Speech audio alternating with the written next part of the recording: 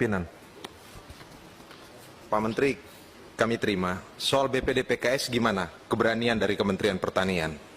Karena terus terang Pak, yang tadi Yesi omong itu benar sekali, beberapa kali.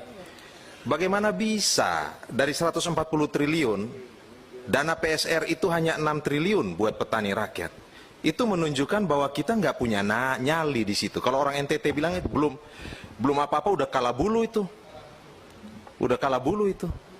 Dan memang target dari PSR ini tidak pernah tercapai kok. Dari 180.000 hanya sekitar 27%, Pak. Mohon maaf nih Pak, kita ngomong. Kalau dari soal political will kita semua sama Pak. Tetapi pejabat itu dinilai dari keberpihakannya dalam bentuk kebijakannya Pak. Bukan sekedar orasi Pak. Mohon maaf Pak. Betul. Ya, saya jawab Pak Anji. Seandainya itu pupuk juga uangnya di Kementan, tidak seperti ini. Kalau PSR itu uangnya ada di Kementan, tidak seperti itu. Uangnya ini ada di mana, Bapak? Wibawa kita juga terbatas di situ, dan itu dikoordinir oleh sekian banyak menteri melalui Menko. Bapak tahu, SK terakhir itu 3 bulan, dan nanti di istana baru saya iakan, Bapak. Perlawanan luar biasa, dan harus saya cabut hari ini.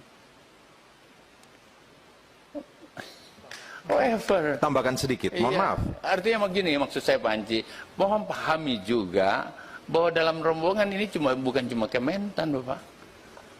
Ya, kedelai dia perlu. Minyak goreng kan produktivitasnya oke, Pak Anji. Tapi soal tata kelola kan bukan dari saya. Melihat pangan itu ada 2 orientasi. Ketersediaan saya sudah lakukan. Produksi kita, CPO kita kan 6 juta lebih, yang selalu dipakai cuma 5 juta sekian. Kalau gitu MDO-nya 20%, cukup Bapak. Nah persoalannya kan kami tidak sendiri. Maaf, mohon di-sourcing saya supaya Pak Anci jangan bicara lagi. Dia pancing terus saya ini. Ampun. Keluar terus. Terima kasih sudah nonton. Jangan lupa like, subscribe, dan share ya.